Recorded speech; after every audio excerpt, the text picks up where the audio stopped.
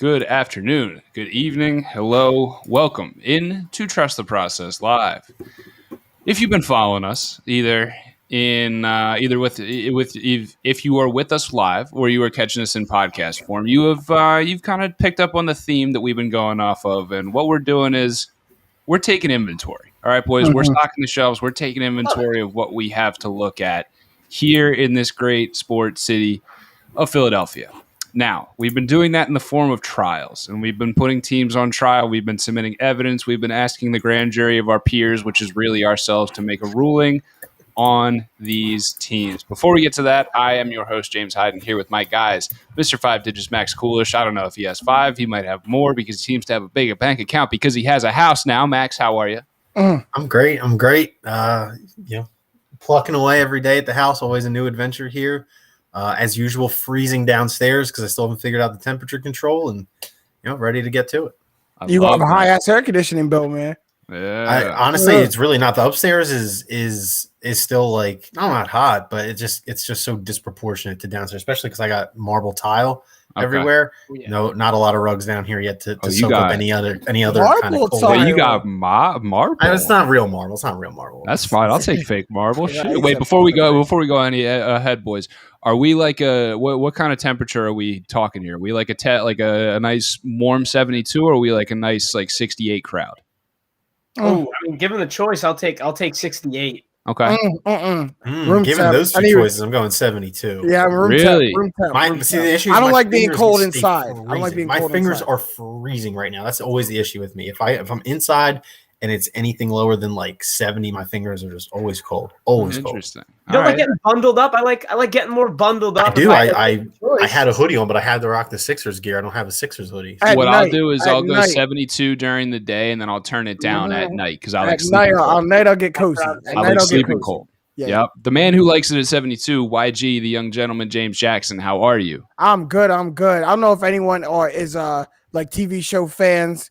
This is not going to be my tap out, but it probably should have been. I just started that book 3 of Power, the Kanan book. Yeah. And let me tell you, I'm starting as early indications of what made Kanan Kanan, if anyone is a Power fan. Okay. So, yeah, I'm hyped, man, but a good week. Start a new job soon. So beautiful. Hey. Yeah, man. Beautiful. Yeah, man. I haven't watched book 3 yet. I got to get on that. But get on it. Only 2 episodes dropped, but they're good ones. They're setting some things up, man, for sure. All right. Doc Lock, Josh Safran, the man who locks in picks. How are you? I'm doing pretty good. I'm in the pinnacle of my early 20s right now, simply moving in between college houses and starting a little job, going through found footage of high school football from my high school and door dashing. So just absolutely jack of all trades. Absolutely madness. And let's talk about some basketball. That's what I like to do. With that being said, all rise. The judge is now presiding over the case of the trial of the 76ers. Yes, sir.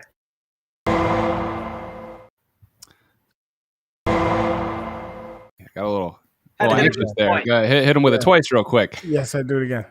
We are putting – I'm going to save that. I'm going to bring it back out a little bit.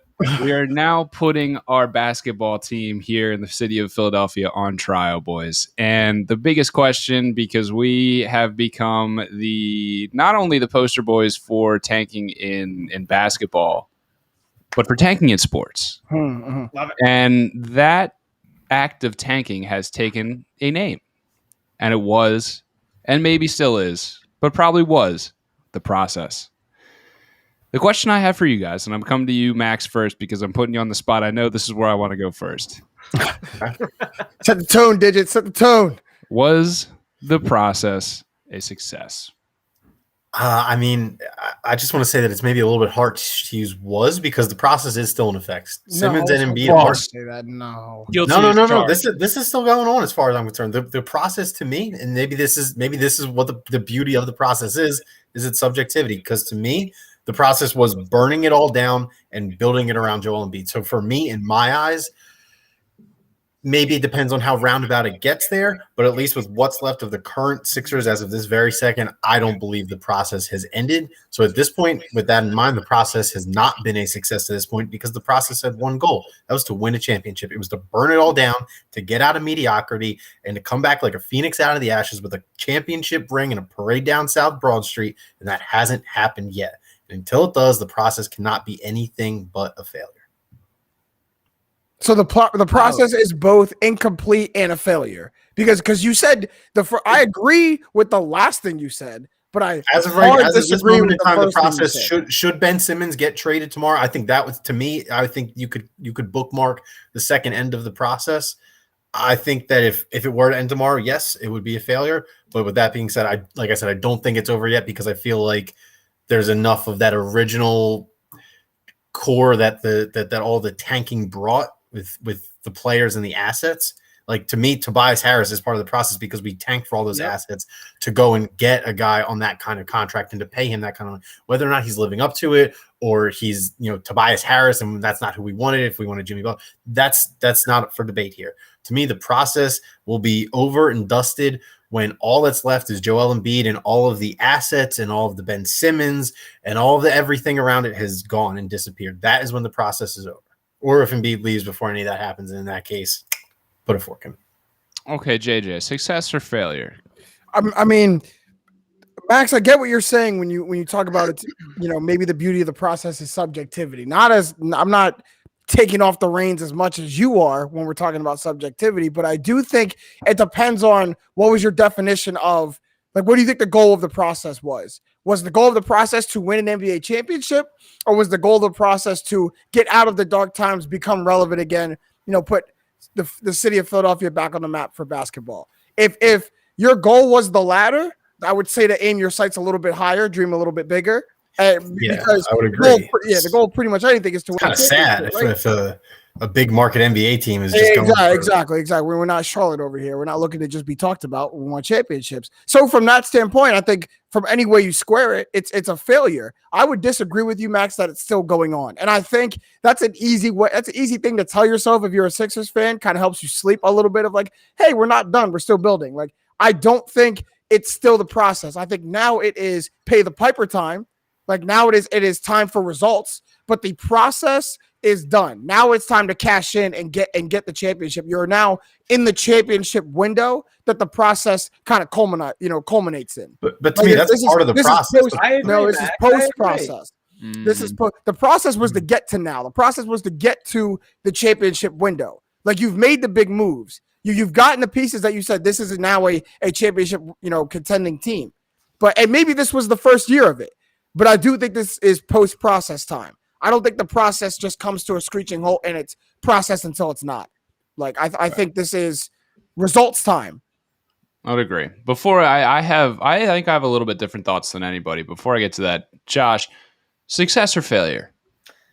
Look, I'm not gonna do a victory lap, obviously, because I haven't won anything. But I think you gotta say it was a success because I also think it isn't over, right? And really, real quick, touch on like the definition of the process before I say why it wasn't a success.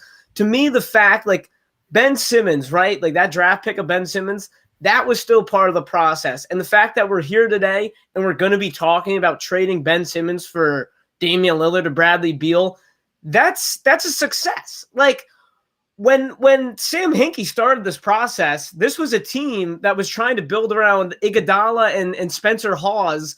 And now Evan Turner, number 2 overall pick, Evan Turner. And Evan Turner, like, you took a team that was about to just dig itself further into the ground and build around Spencer Hawes and Evan Turner, and you are now a perennial 1 seed in the Eastern Conference. Yes, it's still, you still have work to be done, but you've put yourself into a position with assets to have a very successful team for years and years to come. I don't see how that's a failure. I understand because Josh is mad and you don't see a championship ring, but I still think like everything that the process did, it's still at your disposal, and they can. I don't want to say easily, right? I'm not going to say easily, but you've put yourself in position to be a top 3 seed and really have a good chance to win the title every year. But who wants a consolation prize? Who wants a participation trophy? Congratulations, you made yourselves relevant. Relevancy only gets you so far, and you can't call trading Ben Simmons to get somebody else a success, because Ben Simmons was like the last cornerstone piece of the process. Trading him and admitting defeat is a failure on that, which is a failure in process. If you trade Ben Simmons for Lillard or Bradley Beal, I don't think that's a failure at all. I think that's like, damn, Ben Simmons was your number one overall pick. Ben Simmons was supposed to be the great reason why you made the fans suffer, because we got the next NBA superstar. First of all, the reason is Embiid, Simmons, and the other like Fultz, like they were supposed to be extras. It became Embiid, but you can't tell me that when Ben Simmons got drafted number 1, he was the Fresh Prince. Yeah, okay. I agree, man. I was like the biggest Ben Simmons guy. I was so right, okay. But I think you gotta look like, yeah, sure, that didn't work out the way it is, but we're talking about a Bradley Beal, Damian Lillard trade, and like let's look back. Other than the Bucks, it's been the Lakers and the Warriors. It's been LeBron James and the Warriors. 2 teams won the championship since the process. Oh, I forgot about the Kawhi Raptors. But like, it's not like we're just handing out championships to different teams. Like the time, there's still years to go, is what I'm saying. We have to do some separation here. Okay. Like we have to there has to be benchmarks in the terms that like eras end. Eras always end. Mm-hmm. And I feel like I have a different perspective on this, because I don't think the process was not about winning a championship. Okay. The process is a separate is a separate entity in a separate period in time that was strictly about gathering assets. Okay. Now let's dive deeper into that, because you can't make the goal of every NBA franchise is to win a title. Therefore, the period and the strategy of a team cannot be kind of like tandem to that, because one has to be separate to get to that point. The act of the process was to gather assets. Now, I think up until recently, you could have called it a success until Sam Presti went out and did it better. Did the act of gathering assets better. Point. Okay. It could have been called a success until Sam Presti went out and gathered assets better. The process ended as soon as you started giving away those assets. Now, giving away doesn't mean drafting those players using those assets. The process ended as soon as you started making deals, including those assets. I disagree with that, because Sam Hinkie was very vocal in the beginning stages of all this that he was open to using these assets eventually to turn them into better and more established players. Exactly. So to me, that signals the end of the process. Yeah, and I agree with Banners, because when does that end? Like, if we keep talking about you use this pick to get this player and flip that for the next player and flip that, you can always track, the acquisition of a player back to something. Exactly. But that's why I don't like this, because this ripple effect has to end at some point. When Sam Hinkie was saying that, he was saying that as the GM of the franchise with a total picture intact. He obviously he needs to talk about more than one thing than the process, but using those assets to then go out and acquire something else, not using them to take players, that signals the end of the era where you are done trying to gather assets, and I guess you could call it relevancy. You have now moved into let's take actually, this kind of goes out across all. Let's take baseball. When the Padres were so bad and they went out and got Eric Hosmer, that signaled to the rest of the league that we are now making big moves to tell people that we are entering a different phase of our franchise. Now, the Hosmer thing didn't pay off, and Manny Machado was really that type of signing. But when they went out and signed Eric Hosmer, that told not only the league and the players, but everybody else that we are done tanking. This is now our direction. Okay, I agree. So let's translate that to the Sixers. Once you started giving away those assets that you were stockpiling, that told you the process was over. As the turning point, it has to be. Exactly. So that tells me the process is over. Now, and my point is, I think it could have been a success until Sam Presti went out and did it better. Now, I think you kind of have to separate the Ben Simmons, and that's where our next question is going. I think you have the act of getting him was a success. I think how it went is a failure. Yeah. You weren't supposed to trade Ben Simmons. Like if Ben Simmons was the 12th overall pick, trade the number 1 overall. Yeah. And we're about to be trading our second one in 3 years. The 15th overall pick, whatever. But not the number 1 overall pick. He was never supposed to leave the franchise. So, and just right there, trading assets to go get Markelle Fultz also told you it was over because you used assets to move up to a number 1 pick. The process has been over. The process has been over. The process has been over and done with for years. And I also think you can signal the end of the process with a new regime.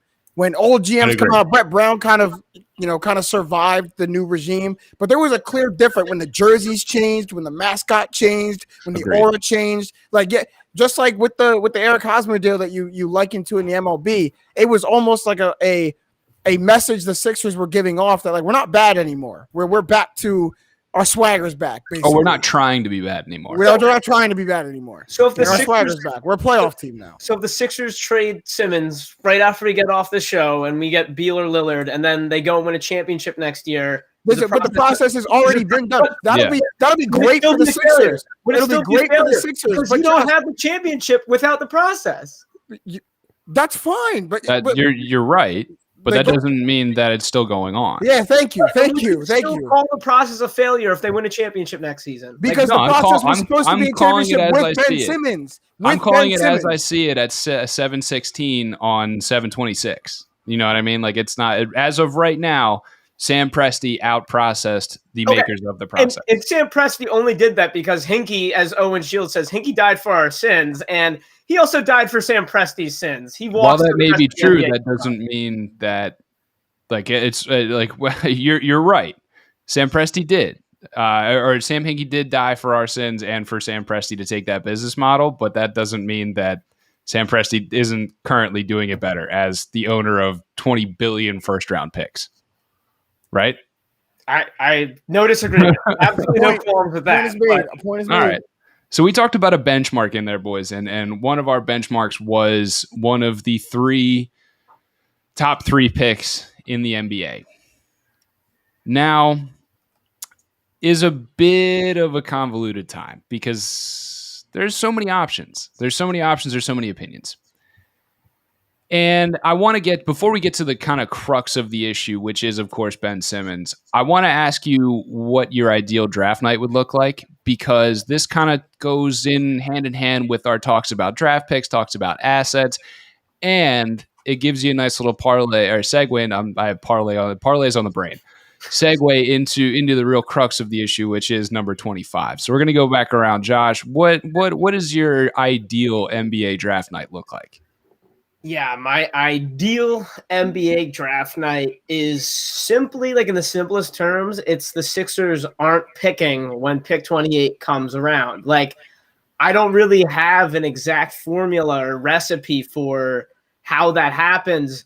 And I love the NBA draft. You know, I love seeing who the Sixers are going to get. But I think you're at a point, like we were just saying, you're at a point where, especially pick 28, there's not a lot of these guys who are going to just slot into your team. Like, this is about winning championships. So my ideal NBA draft night is the Sixers make a trade before or during NBA draft night and get a real player. Like, I'm not even talking just about Bradley Beal and Damian Lillard. Obviously, I love those two guys, but make a trade for a guy who can play now and let someone else take 28. I don't want to cop out all the way. I want to throw out a few names of guys that I would like, though. I don't know. You know, this seems like the craziest year for, like, mock drafts. Like, I've seen so many different guys going different places, but the few guys I'd want some Bones Highland action from VCU. I'm seeing Dosumo. We all know Ayo Dosumo from Illinois He's fallen pretty far. I don't think he's going to fall all the way.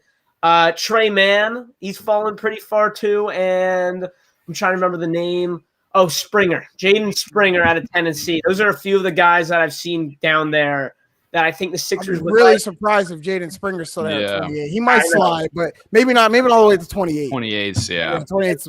I mean, truth be told, and the other reason why I don't want them making a pick is, like, if I'd want anyone, I'd want a big. Like, I want a guy who can just play, like, some minutes behind Embiid, like. Why are you giving me that face? Nah, because you go get a backup. You don't draft a backup center. You go get a backup center like the Dwight Howard deal again. You go get a rental center for a year to play behind him. Bring back Tony Bradley. Bring back Tony Bradley.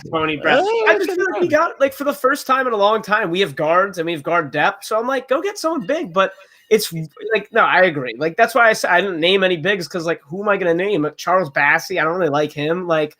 So, you know, I think all in all, like, my ideal draft is the Sixers don't pick at 28, which is just crazy for me to say. Oh, I like that. JJ, ideal draft night looks like blank. Ideal draft night just looks like Daryl Morey getting active. Like Daryl Morey's name has got to be in heavy circulation in his draft, and I think maybe on more than one occasion. I like it. He's got to have his hand in multiple phone calls and multiple cookie jars to see really what the Sixers can get.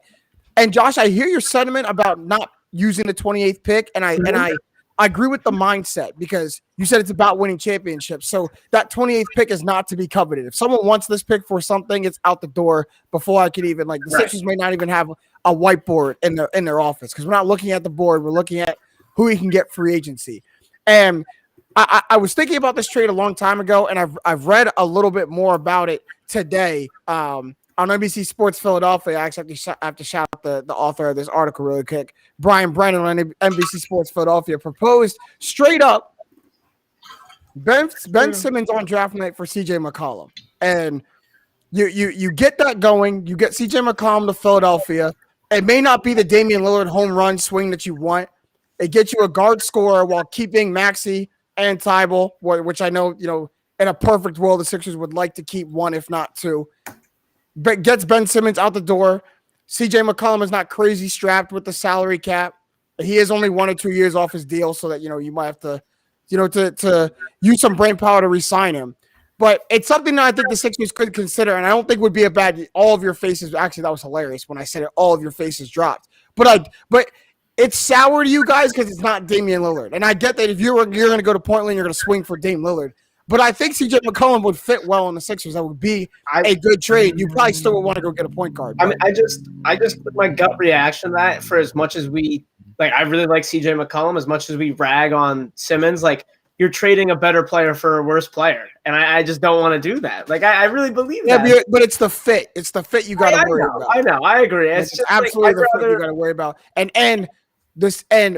it's hard to talk to Sixers fans about Ben Simmons' value because there's so much subjectivity that goes towards it. It really. I don't know if you definitively could say Ben Simmons is a better player than CJ McCollum. I just don't know. Maybe more versatile. Maybe a better two-way. But overall, better NBA player. I'm not sure you can definitively say that. Let me put my answer this way. I would say Ben Simmons is by far and away the best trade chip on the market right now that's being made available. Okay. So yeah, you can't, I think CJ McCollum's fit on the Sixers team is being overstated. I don't think it's as good as people might want it to be. So to me, I don't think you can go straight up giving Ben Simmons away just because you want to get out from under all that it entails for CJ McCollum just to do it. With names like Damian Lillard and Bradley Beal, there's no way Ben Simmons is the most coveted trade asset. I said that's being made available right now, as we speak right now. Technically, the other guys aren't available. He's getting on the technicalities, right? Technicalities. He got me on technicalities. Yeah, I live in technicalities because they're available. They're just not available on paper. I live in technicalities, baby. The phone is being picked up. They just can't report it.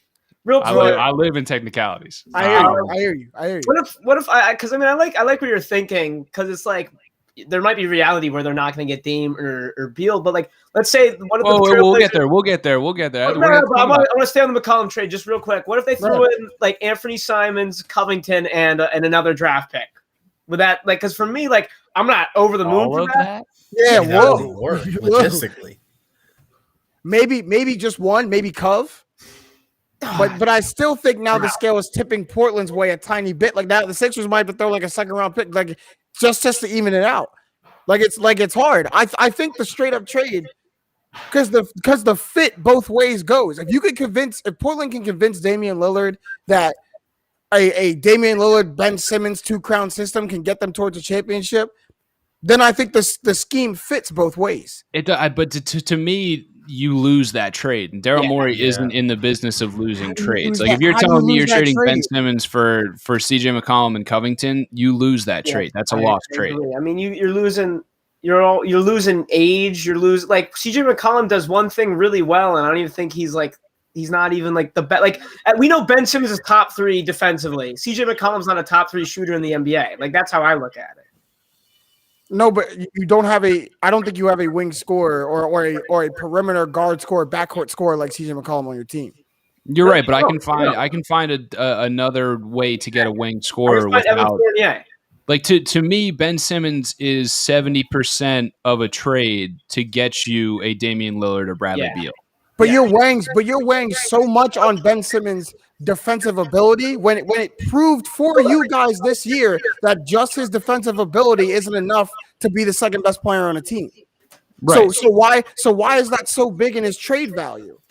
Because it's an offensive driven league. So you're asking teams to invest in a guy just because of his defense? It's because of the team makeup. We counted too much on that without adding the offensive side of the ball. Other teams are very much more equipped to add a defensive player like him with the ball movement skills that already have that already have the offense. So you can't just give them what they need to succeed. That's like you're losing that trade like from the bat. You know what I mean? Like if you put him in Portland right now as is with Dame and CJ, like even if you take CJ out of that, they win that trade because their team is more set up for that. The Sixers were never built to be around that, with Tobias Harris being a mid-range player and Joel Embiid being right.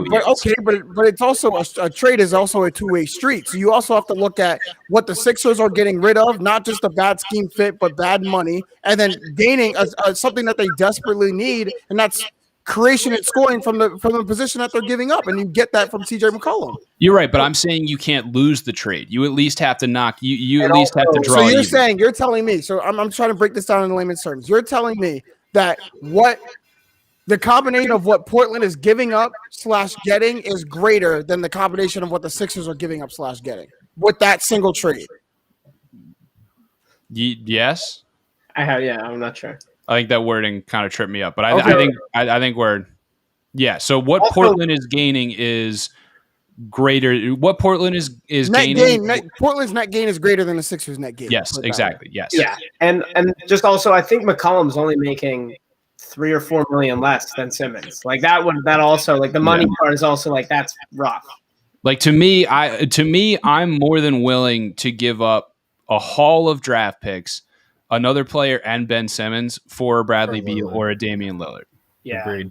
McCollum, I think my big issue with McCollum is that he's not a point guard. He's not the guy that handles the ball for you all games. So that just kind of leads us to another huge glaring hole. And I get that it's way different, but neither is Brad Beal. I get the scoring that he gives you kind of offsets that, but Bradley Beal's not a point guard either. I agree, and I think that would be an issue if we get Bradley Beal. But the issue is that Bradley Beal is infinitely, as of this moment in time, a better NBA player and asset than CJ McCollum. Mm-hmm. And the other issue is that CJ McCollum CJ McCollum and Tobias Harris play the same exact game. Yeah, he's a slightly better shooting, worse defensively Tobias Harris. And Tobias Harris is by no means a great defensive player. There's that. But you can move. You can. There's sets to be played with CJ McCollum and Tobias Harris. And also, I'm also thinking of from the standpoint of the secondary pieces that the Sixers seem to not want to have to give up.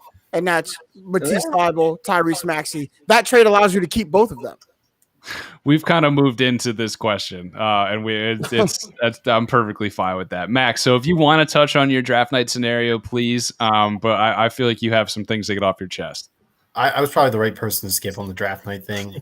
Ideally, I'm not picking at 28 either, and Trey Mann's my guy as a shout there. Love him. I feel like why not take a risk at 28 on a guy who's 6'5" that's known as a good ball handler and shooter.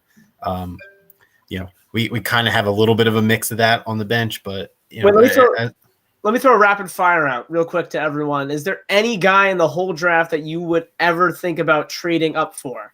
Because I have one. No. Like if Moses realistically, no. If Moses Moody were to fall, I think he would be awesome. Like just a lights out shooter from Arkansas. What are you gonna fall to what? Yeah. You're gonna trade up to pick someone at 17? Like why are you gonna do that? It wasn't I didn't mean to think about it too deep, but I was just like, hey, is there anyone that like not really? I like Moody. Your capital should be focused on a big name free agent. Yeah, that's what the Capitals going to. For sure. I'm not trading anywhere in the draft besides. I do like Moody though. I think he'd be perfect for us. A 3 that can shoot, not a stretch forward. A true 3 that can shoot. Like I honestly would love him. So that was the draft night. What would you like me to address in regards to Mr. 25? What's my prompt here?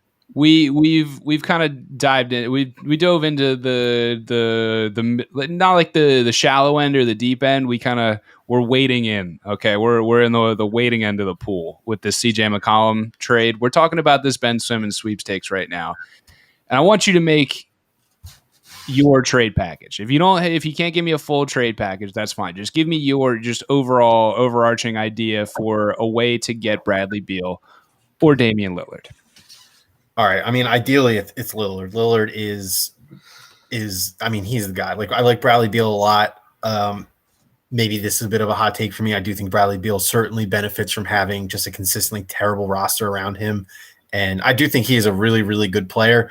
But I mean, if you ask me who I'm taking, it's Damian Lillard. Easily, no hesitation in my mind out of those two. I don't think no one else would hesitate either. Yeah. Okay, I would presume not.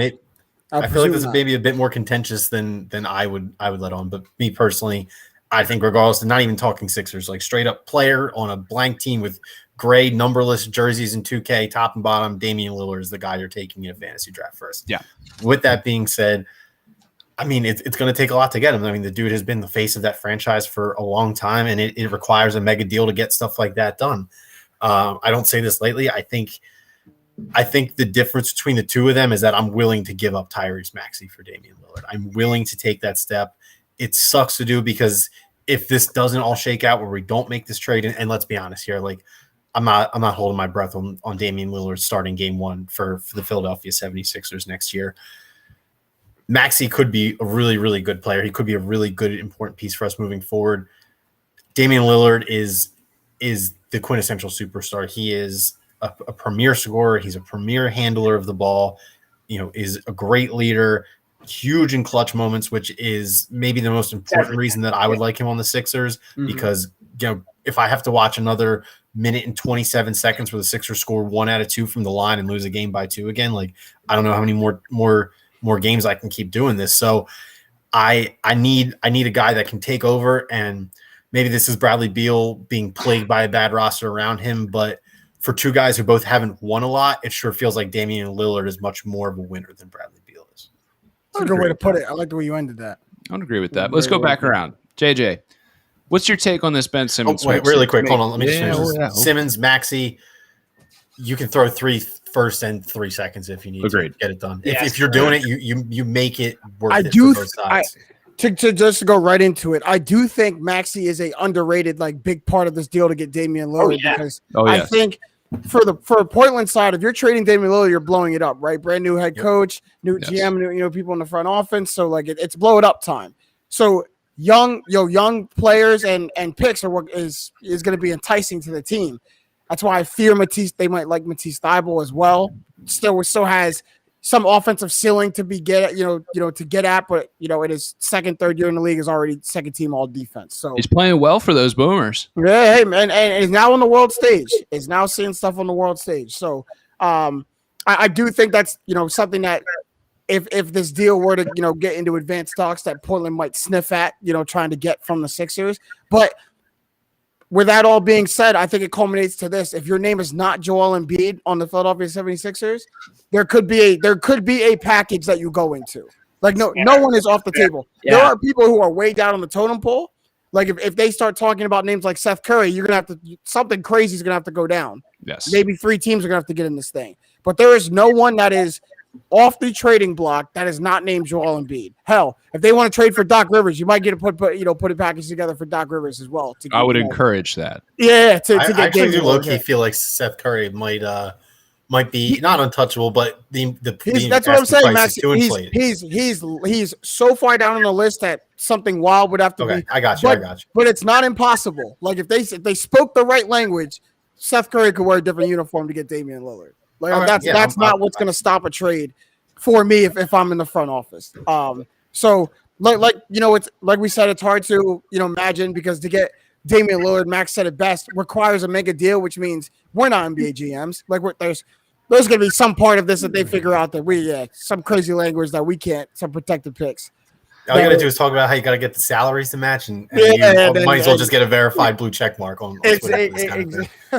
I'll tell you what, I've used the NBA trade simulator quite a bunch, and that got a job. That got a guy a job in the Minnesota Timberwolves front office. So I don't want to say GM quality, but just don't have the certification. I'm a diamond in the rough. You know, that's all we're missing. There's no one that is. There's no one that can be saved if it's not Embiid. I agree. To get Damian Lillard.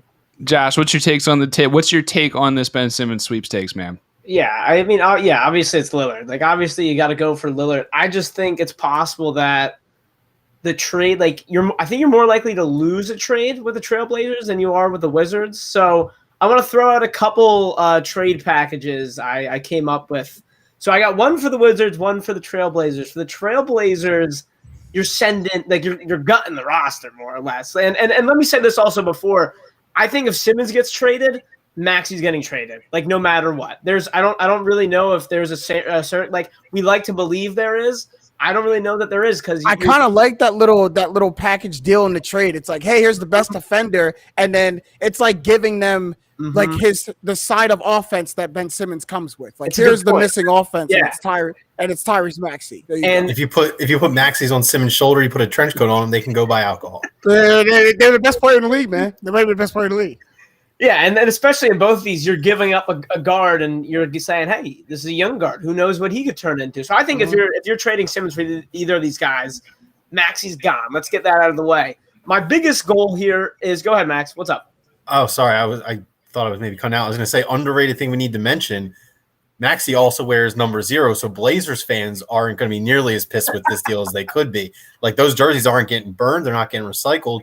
Most of those people are going to give them a chance. Maybe just do the classic duct tape with a Sharpie on the back kind of deal. Or if he goes to the Wizards, he's going to have to make Russ change his jersey. I'm sure that's how that would go. But I'll love to fly in a room for that, or fly on the wall for that. I'm sure Maxey would quickly just change his number. But all right, my official package to the Blazers, you get Lillard and Cove, first of all. You send out Simmons, Maxey. You got to send Seth Curry also, I believe. You send this year's first. You send a swap for next year and a 2023 first. And then also the Trailblazers have their pick of Paul Reed, Isaiah Joe, or Shake Milton.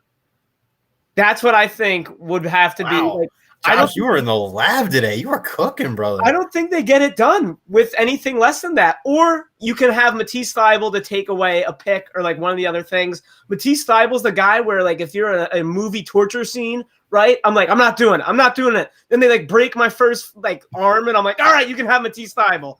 That's what I do it for.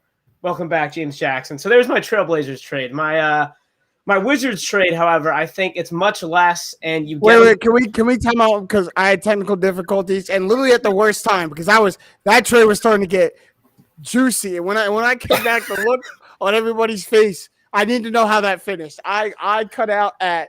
Yeah, can you say that again slowly, Josh? I cut out at the pick swap for next year. I need to know how that ended, because we were on a roller coaster ride just now. All right, Simmons, Maxey, Curry. All right. Okay. You send this year's pick. Right. Pick swap. No, just straight up. You send them the pick this year. Got you. You swap next year. Right. You send them the pick in 2023. And then if they still won't do it, you say, all right, we got Isaiah Joe, Paul Reed, and Shake. Which one do you want? And that's it. For Damon Cove. For Damon Cove. Are you saying no, Banners? Are you saying no to that? I'm saying I'm having trouble fathoming all that. Yeah, I don't. I wish I could get a graphic of that. Yeah, me too. I need to see it in front of my face. I need to see. But you just said you're more likely to lose a trade with the Blazers and then cooked up a losing trade. Well, do they get it? I mean, that's the trade he thinks gets it done. Yeah, so when he gets it done, I do agree that you're probably more likely to lose a trade.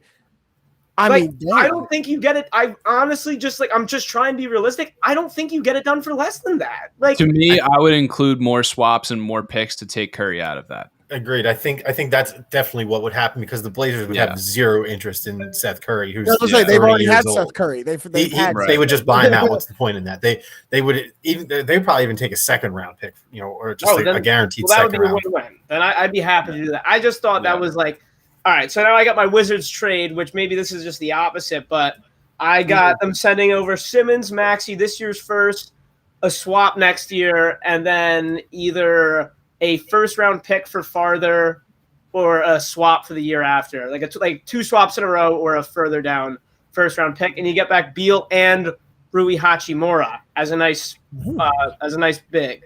So that's why I doubt. I know. Washington's because they're the going to Rui thing is the issue.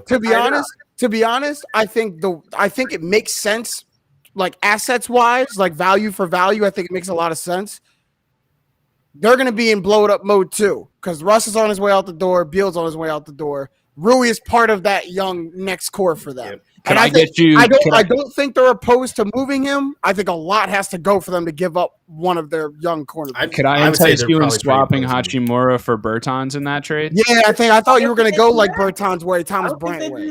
I think they'd be more. I think swapping Hachimura for Bryant, which I'd be okay doing. I would be get you your backup big. Big. See, like that's my thought. I wanted to go Hachimura is wishful.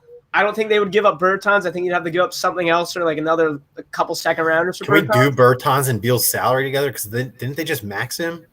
Didn't they give him a fat contract? I don't think Bertans got the max. I think he's getting like 16. 16 a year, 16 or 18 a year, something like that. But that might be his max though. That's what I'm saying. It might be as much as he can make. But yeah, I do like that. $16 a year, that's tough. I don't even know if you guys can get that done. But listen, I mean, I think you guys aren't freaking out over my trades, which tells me that my assessment of just simply put, would much rather have Lillard, but just in terms of like, I think you're more liable to lose a Blazers trade than the Wizards. I think your big thing was that you just were too heavy on players, and your first trade, either one of these teams that were going. Any trade that involves this is like 3 first-round picks. They don't give a shit about Seth Curry or Isaiah Joe, probably. Like I think Josh was right. Probably the last person they want. I think Josh was right, though. Like if I'm looking at the two teams, I'm looking at Portland and I'm seeing a team in a front office that would like younger players more than picks. And if I look at the Wizards, I see a front office that is just completely inept, but would rather picks, because they believe that they can do more in the draft. So to me, and Josh, you're completely right. You're more likely to lose a trade with the Blazers than you are the Wizards. So to me, I'm like, if you want picks until 2030, fine. I don't care. Yeah. I would much rather Damian Lillard be on this team, but for the sake of basketball and the way this team is built, I think it would be smarter to shift focus to Bradley Beal now, considering the packages that they would take to get. I think Portland would be way more enticed by the actual players and what they've seen and how young they are. And the Wizards, they still don't know if they fully need to blow it up. I mean, neither do the Blazers, but the Wizards are just like, I don't even know how to describe that franchise. Like, you can entice them with picks. I don't think they really want anything to do with, like, they would obviously want something to do with, but I think Portland would be more mesmerized with players like Matisse Thybulle and Tyrese Maxey. Yep. And I think personally Portland would love Matisse Thybulle. I do too, and that's why I think that is to get Damian Lillard. Like, I think to really get the Trailblazers' attention, if you want to pull them away from other suitors, it's to say the name Matisse Thybulle. That will like literally spin their heads towards the Sixers. It might be the Hail Mary pass, but that you gotta be willing to do that.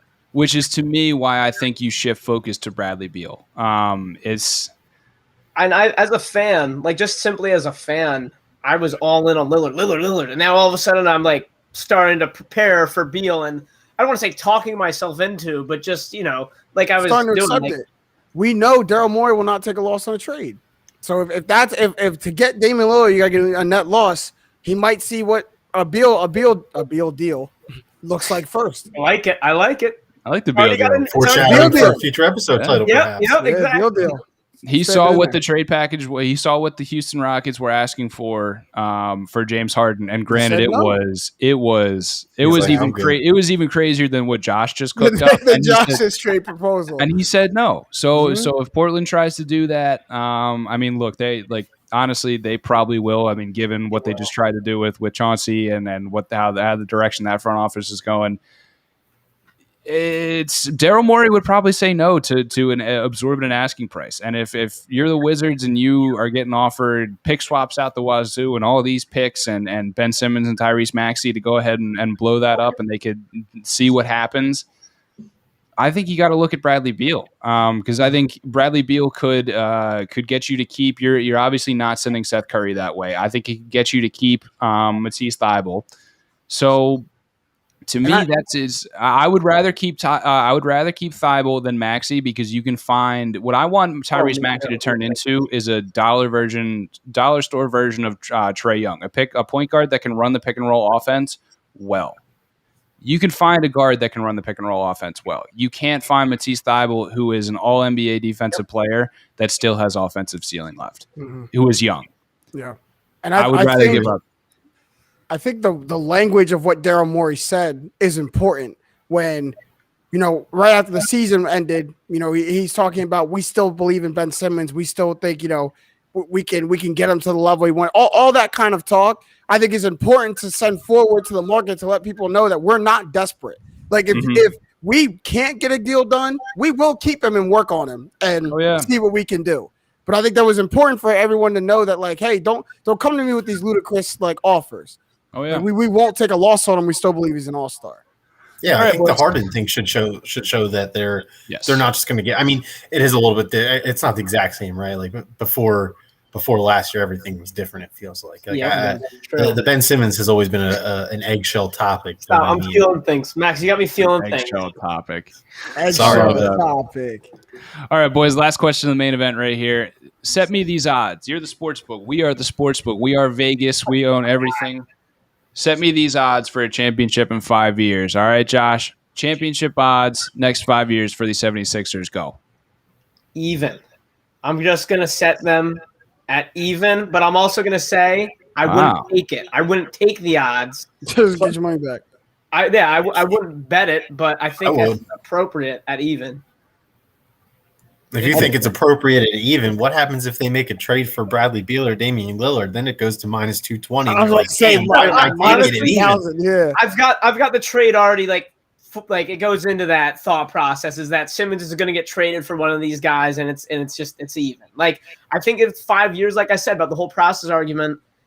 Say what you will, but I think they're in a position where every year for the next 5 years, when you're looking at the preseason power rankings, the Sixers are going to be in the top 5, and based on that logic, I think even is appropriate. Like they don't mean, excuse my language for the children watching. That don't mean shit.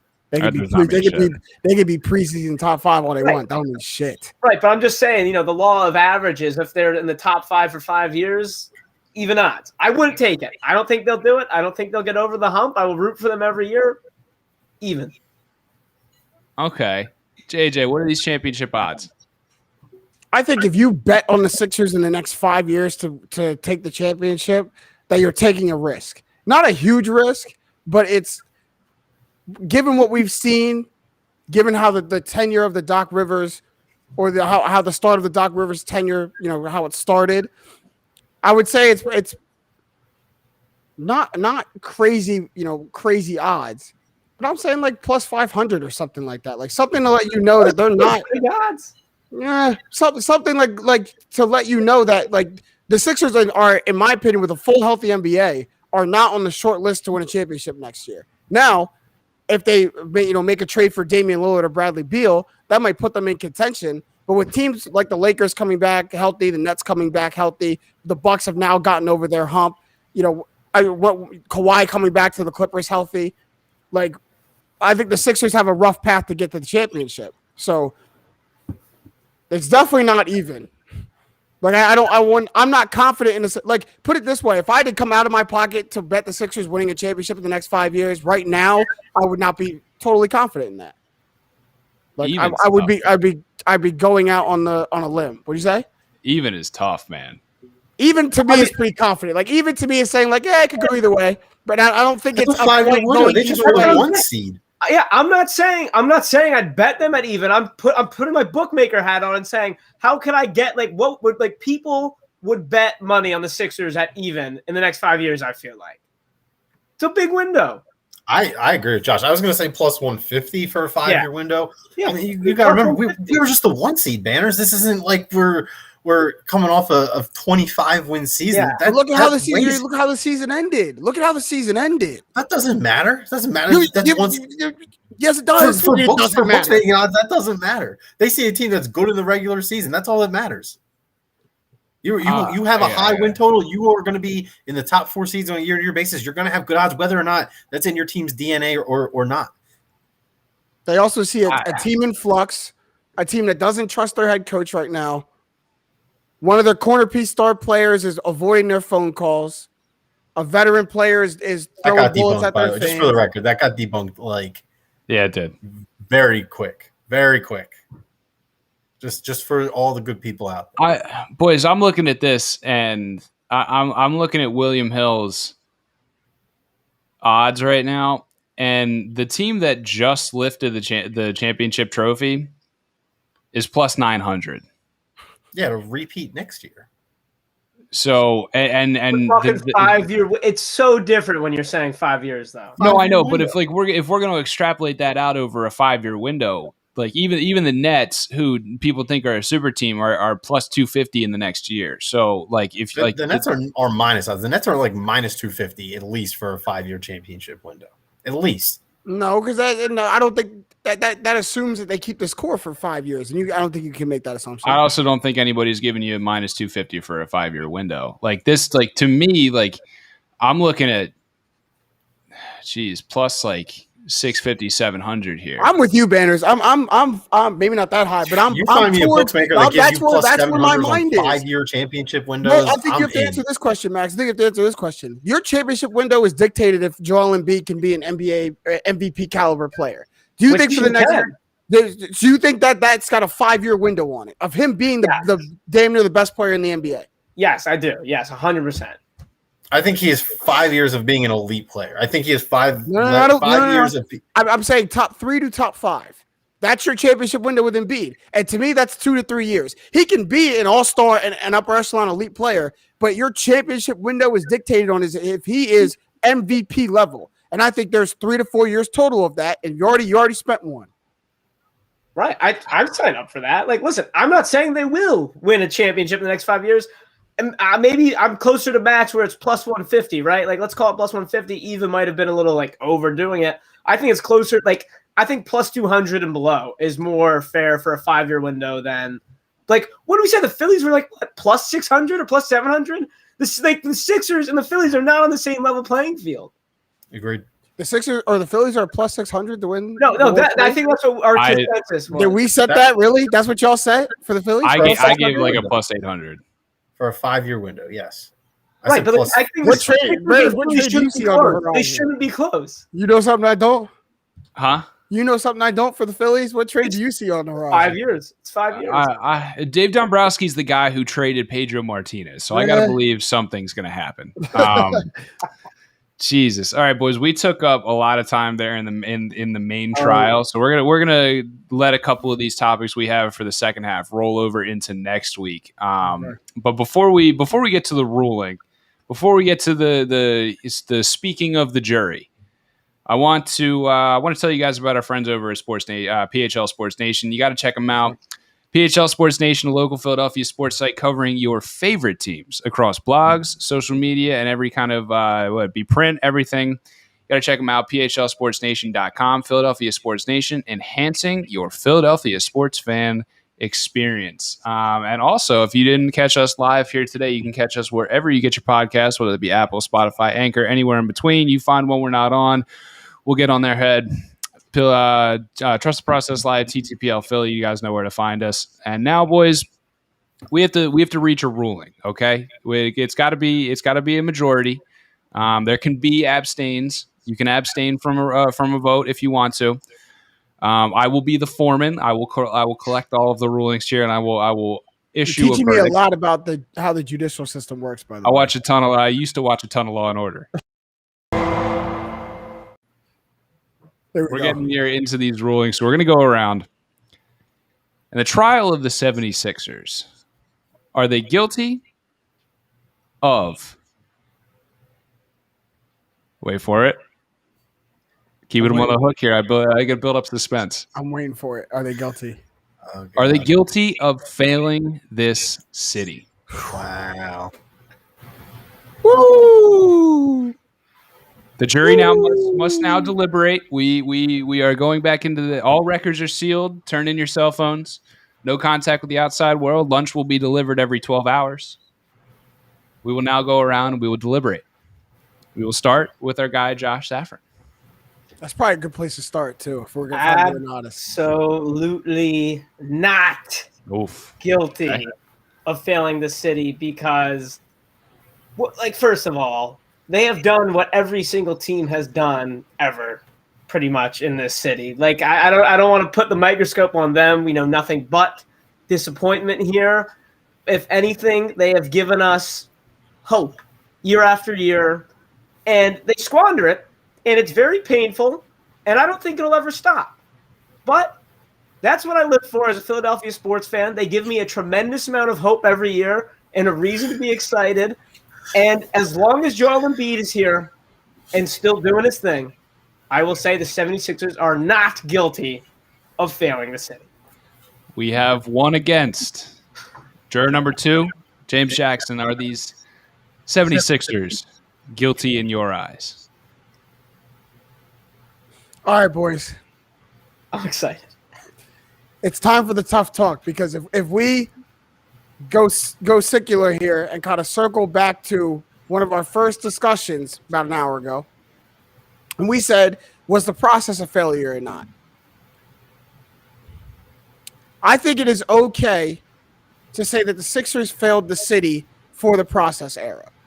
Like I think you can fail and succeed in different eras in different tasks for the city. But the Sixers did ask the city of Philadelphia to stand by a team who 3, 4, 5 years in a row won 10 games in a season. Number 1 overall pick after number 1 overall pick, failed experiment after failed experiment. And the city stood by this team, gave them its criticism when it deserved it, but the city stood by this team.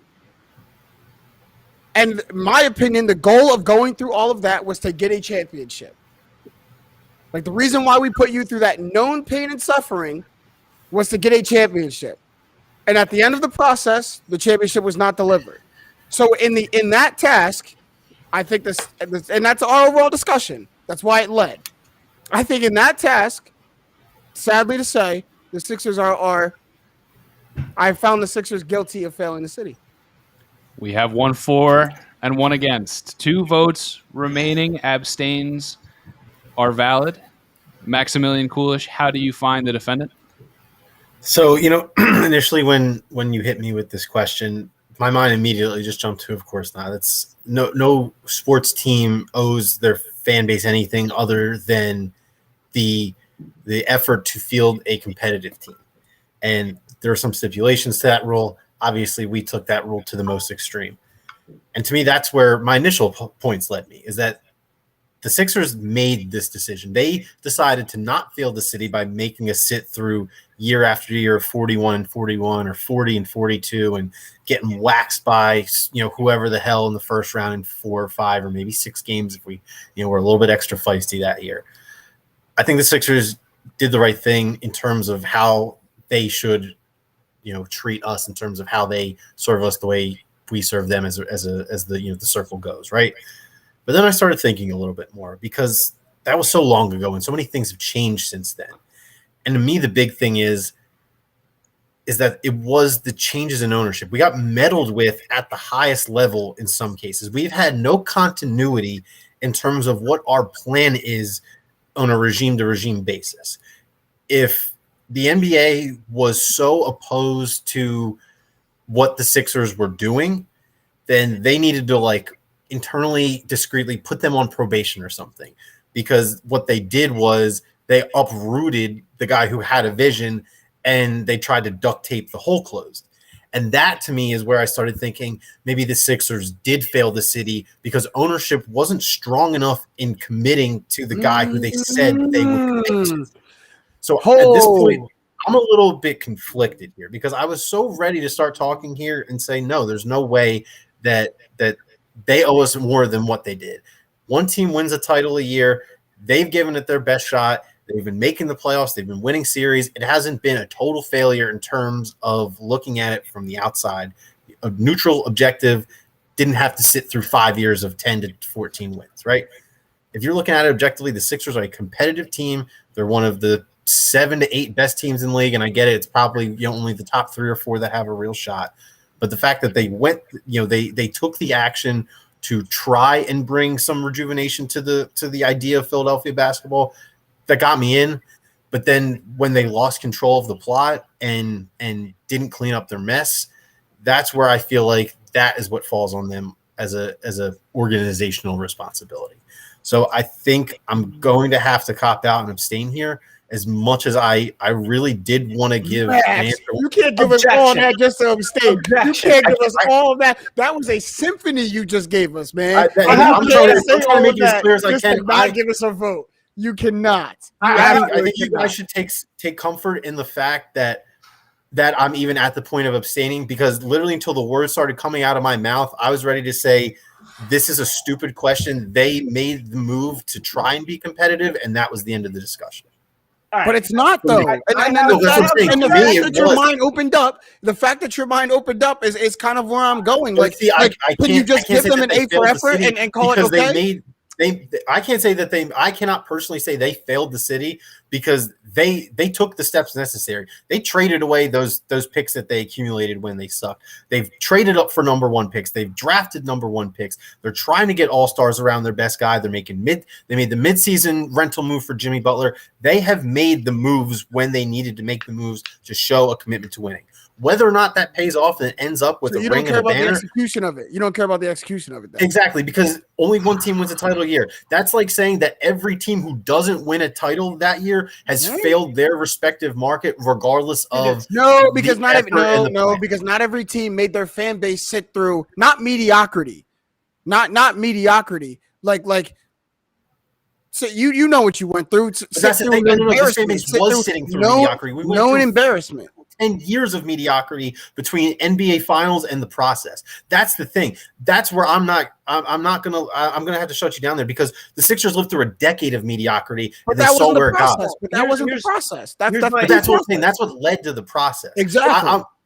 If the Sixers went from terrible for 5 years to mediocre for 5 years, I'm here. I'm ready to burn down the whole complex at the stadium. But the task of the process was what?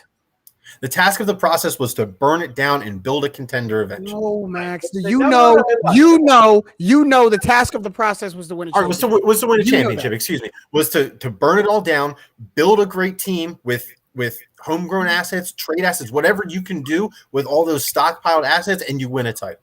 And did you win a title? And did you win a title? Not yet. No, but that doesn't mean that they failed the city. This isn't a personal relationship we have with them. Did the Suns fail the city of Phoenix because they didn't win a title after being terrible for 10, 15 years straight and having one great season? No, because the front office didn't go to the fans and say, this is our blueprint. We are losing on purpose because we're going to deliver a championship when this is over. I feel like the last juror in the OJ trial. Digits. Just my last point to try and sway you. I feel like you submitted evidence that was not allowed in this trial.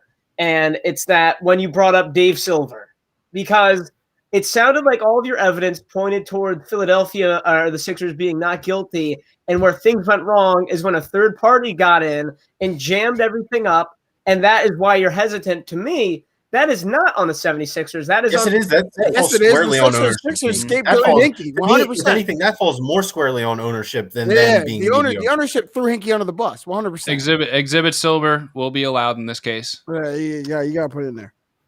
Fine. You guys want a ruling from me? Not I want a ruling. If you didn't deliver such a beautiful closing speech, I wouldn't want one. But you all right, fine. You want me to put on the stand and choose a side? I am saying not guilty because This team has done everything in their power to make the right moves. And for me personally, I'm not going to sit here and say I'm not going to be one of those people that the Sixers are a Mickey Mouse organization. They couldn't bring me a championship. I'll never be a fan again. Yep. To me, that's a corny mindset. If you're going to be a fan that is only in it for hold on, JJ. If you're going to be only in it for championships, then as far as I'm concerned, you're a fair weather fan. And this conversation's not really made for you. I agree with that. And I don't think the Sixers failed the city as an overall sense and that it's over. And what I said was, in the task of the process, the Sixers failed the city. Now, you can succeed after the process, and I think the Sixers should start getting in the mindset that the process is over. Let's move on from it. But in the task of the process, it's the whole reason we're having this episode. It's been the elephant in the room. It's been the underlying theme of the Sixers for the last, 5+ years. In that task, in that mission failed. That's what I said earlier. I just don't think the process is over yet. Personally, I think we are most definitely in the twilight of it. But to me, Ben Simmons is still part. I think you can still see the process. You're still with the benefits of the process. The results of it. But I think it's over. Just because you can see it doesn't mean it's still here. It's over. Close in the rear view, but it is over. I have a tough choice in front of me, gentlemen. I feel like I feel like the last juror in the trial of O.J. Simpson. So I could not guilty. Easy. I could take one side. I could take one side and make it a clear majority, or I could take the other and declare a mistrial to be tried again at a later date. It might be fair, honestly.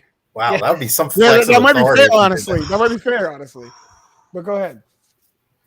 And as Max was before I am conflicted. Mm-hmm. Heavy is the head. Heavy is the head that wears the crown as the foreman of this jury of the peers of the seven, because we're the peers of the 76ers. Yeah. I said before, the process is over and done with. And regardless of my feelings about the process, whether it worked or didn't can be called a success or can't.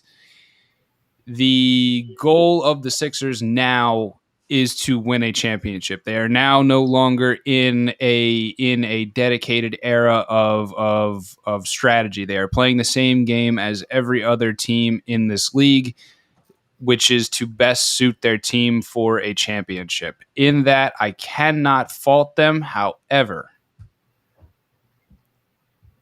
juror number 2 has presented facts to the contrary. Thank you. Ipso facto, I must declare a mistrial until the case of Ben Simmons is handed down. I cannot make a fair ruling. I have been tainted by outside sources. I have not accepted bribes, but I have come close. I must declare a mistrial to be tried at a later date once Ben Simmons is either here or gone. Not. I guess I'm sorry. Turning Spencer Hawes and Evan Turner and Iguodala into a perennial contender is a failure to the city. I have not stated it is a failure. I have stated it is a mistrial. In the task of the process, it's black and white, Josh. I like Judge Banners. The task of the process is to win a championship. If you did not do that, I'm not wasting my breath. It's a mistrial. I mean, close only counts for the matter of July 26th, 8:08 p.m. Thank you to all the jurors. Oh, that was good. Mr. Foreman, you may talk to the bailiff. You may let the other jurors go. Do you validate parking? Do you validate? I want to know what the character lady made me look like. That's all I really care about. That's good. That's good. You gotta she drew out the sideburns too. No. Before we go, boys, I made a theatrical scene out of that, but I do think we need to revisit this when the chips fall. because like it or not, there are very, very, very big chips here that still need to fall on this table for the Sixers. So I think we, unlike the trials of the Phillies and the Flyers, which have more clear-cut evidence, I think now this is there is still some testimony we need to gather, and maybe our friends over at PHL Sports Nation can help us with that. Before we get out of here, who's tapping out? What are we tapping out with?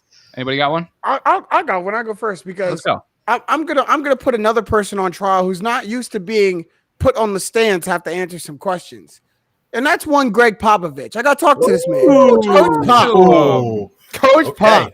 Say more of Team USA. Hey, well respected, maybe the most respected coach in the NBA that we have today. And all his reputation and his accolades precede him, and I shall respect him as such. But when you have a man like Ice Trae Young begging to play on Team USA, and you negate that and elect one Keldon Johnson to play instead, I have a problem. Because I didn't know Pop would play favorites on the world stage like that. Mm-hmm. Now, we all know that Keldon Johnson not only is a rookie, he's a rookie for the San Antonio Spurs, the team in which Greg Popovich coaches. Mm-hmm. And what a hell of a time to elect. Instead of giving my team another shot to win a gold medal, why don't I develop my rookie on the world stage? There are a lot of things wrong with USA basketball right now. Seeing Keldon Johnson play big minutes in the fourth when you're battling to keep a lead is one of the biggest ones. Pop. Because I know that can only be Pop's move. Jay Wright wouldn't advocate for Keldon Johnson. Steve Kerr sure as hell wouldn't advocate for Keldon Johnson. That's got to be Pop's move. And I need answers. Because that's a hell of a time. Summer League right around the corner now. It's a hell of a time to pick a rookie over a man who had one of the most impressive playoff debuts we've ever seen. Wow. Pop, that's my tap out. I needed to get that off. Wow. Shaky, baby. That's tough, man. All right, boys. Who's got another tap out? I got one. I have a good old fashioned embrace debate for you guys. Okay. As of today, my girlfriend has moved to the outskirts of New York City for a job, about 90, hour and a half, maybe a little bit more away from her new residence. So it's got me thinking, am I in a long distance relationship now, even though I'm still it's not like crazy far. Like I could get there on a weeknight. It would be a pain in the ass, but I could get there on a weeknight. Could get there. I mean? New York City is it's right up 95. You ain't got to make a turn. Yeah, more or less, exactly. So that was a little internal debate I was having with myself the other day. Where do we draw that? Where do we draw that line? Like what is the line? What is the line of long distance? I think the line of long distance, it falls in the line of convenience. Yep. Is it out of your way to get to your girl? If it is, it's long distance. If it's not, I would disagree. I would disagree because I could say rebuttal. I'll tell you what. I lived in Fishtown, and my girl lived in West Philly, and sometimes it was an inconvenience to even get there. Okay. Maybe when I say inconvenience, Max put a good parameter around inconvenience. Can you get there? Can you get there on a normal night? Do you have to shut everything down and revolve your day, your week, whatever around the visit to your girl? And that's why I'm going time zone. Huh? And that's why I'm going time zone equals long distance. Okay. Disagree. Well, you see her every week. You got PA to Florida is time zone because Florida. There's no way I can date. If my girlfriend moves to Florida, that's long distance.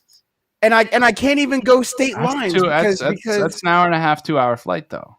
That's ridiculous. Anything. Let me say this. Anything. Hey, if you're going out the Orlando airport, it's longer. I'm gonna put it that way. If you're going out the Orlando airport, it's longer. I think for me personally, anything that constitutes a flight for traveling automatically qualifies as long distance. I think. Max, will you guys most likely see each other at least once a week or no?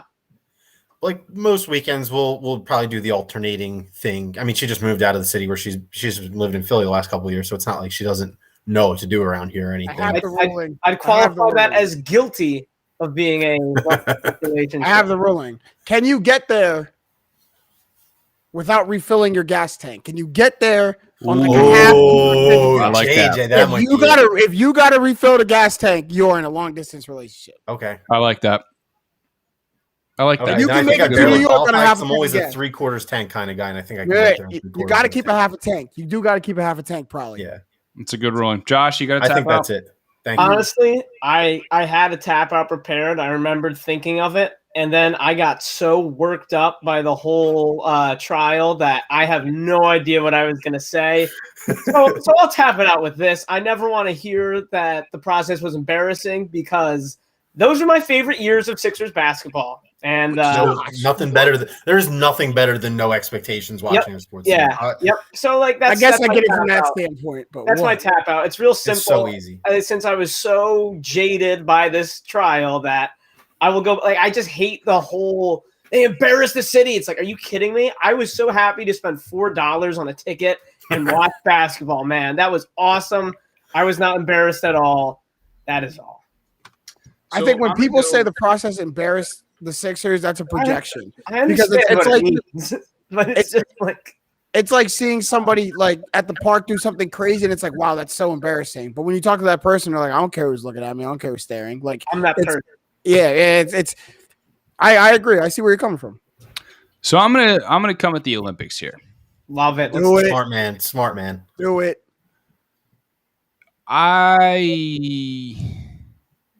Whoever's making the decisions for the Olympics media team should be fired. I almost did the same thing. There has been, if you really like how the choice to DMCA content from these Olympics Peacock is absolutely asinine. for the biggest events too. We got You're a producer. telling me that We got a producer here. this is the only time in people's lives they would potentially watch the sport of handball.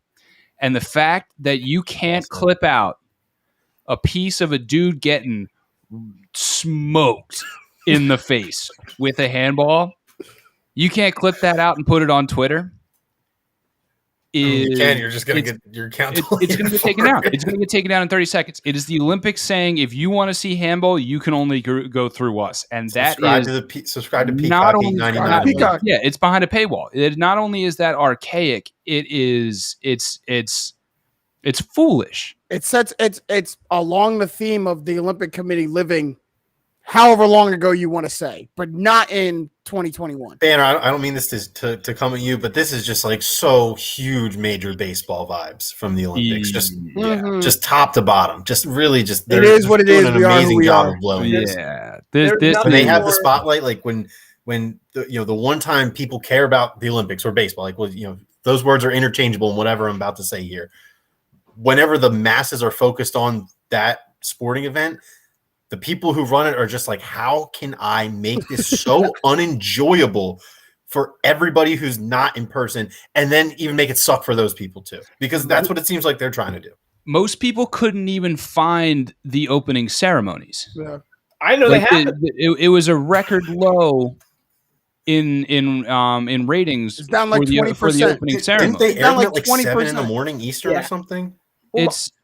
This whole thing is just a master class in how to not operate in today's day and age. Like if I can't go on Twitter, and if I couldn't catch the race, if I can't go on Twitter and see the clip of the women's USA women's team won the first gold medal in Taekwondo ever to happen for to happen for this country. I have no idea. Exactly, because you didn't see the clips on Twitter, you didn't see any of these clips on social media because it is it's only available on Peacock. There are 13-year-olds winning gold medals in skateboarding. I'm sorry, I want to see a 13-year-old go off a ramp and do a Hell yeah, I didn't even know 13-year-olds were allowed in the Olympics. I don't think they are in most sports. I literally think, from my understanding, I think the people who got skateboarding into the Olympics, like they basically treated it as if like they were like becoming like a small country, becoming part of the country. They basically did like negotiated their own rule set. Like skaters are allowed to wear their headphones. Like they're allowed to wear like earbuds while they skate and stuff. Like Skateboarding is they kept it lawless as land. They kept it as un-Olympics as possible, and they have 13-year-olds. The Olympics could be cashing those 2 kids for 12 more years, at least 15 more years, 20 more years. Fuck it, language. But you know what I'm saying? Like those kids are 13. They could easily skate. They should be Olympics. taking over the Olympics Instagram account for the day, showing behind the scenes. Exactly. Seriously. And also, just my last thing was like USA basketball, which aside from like all the other things we're saying, their first game was literally not on TV. Like that's the difference between the MLB and the Olympics. I agree with what you were saying, but the MLB will be like, please. We're on ESPN tonight. Give us a chance. But the MLB also did like YouTube Live and stuff to begin to see. They were trying to find their own way to fumble. I gotta say this. I don't give baseball credit for much, but the fact that they went hard for YouTube, which is where kids under the age of 12 live, is maybe like the smartest thing they've done since 2000. I gotta give them credit for that. The most eyes in America is going to be USA basketball, and their first game, you're like, nah, Peacock. And the Olympics are so. We treat everybody the same that they're not going to realize that, like, yo, you got to realize where your moneymakers are. The USA men shouldn't be playing at a time where most people in the US aren't awake. Like, our games should be at a time where our country is going to see them. I'm sorry, we're the number 1 team in the world. This comes with the territory. So when it's also, US versus Iran, like, it shouldn't be at 10 o'clock in the morning. I was just going to say, no amount of Peacock subscription revenue can touch the amount that you can charge live advertising on TV for US. The fact that they lost their first game and they're still on Peacock. Could you imagine the Nielsen ratings that a USA men's basketball game on ABC would get after they lost their first game? My telecast from the US. It's crazy, dude. Even give me a noon Eastern start time. We do it all the time. Like, that's enough. You can't be starting games at 7, 8 in the morning, and especially with this team, I'm not going to wake up to watch Keldon Johnson and JaVale McGee at 7 o'clock in the morning. Keldon Johnson. I think the 4x4, the men's 4x4 medley, which I'm pretty sure the men won in swimming. Like, that is like, I'll take you guys back to when like Michael Phelps was competing and Ryan Lochte were competing in those events. TV. That was like, dude, I'll tell you what. I watched my fair share of.